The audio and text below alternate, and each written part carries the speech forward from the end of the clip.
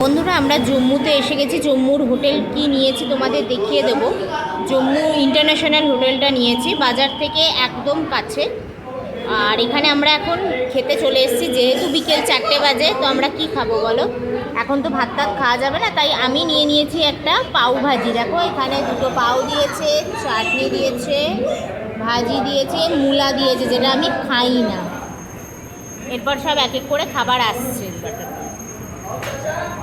এই দেখো এখানে চলেছে পুরি চানে, ঠিক আছে?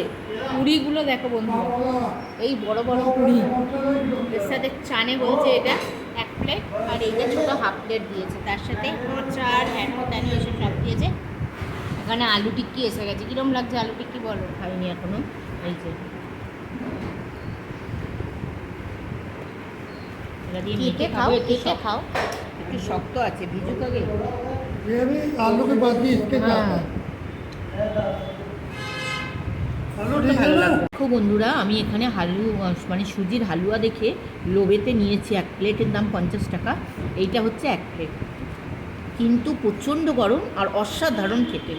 শুধু ঘি দিয়ে করেছে, দারুণ টেস্টি।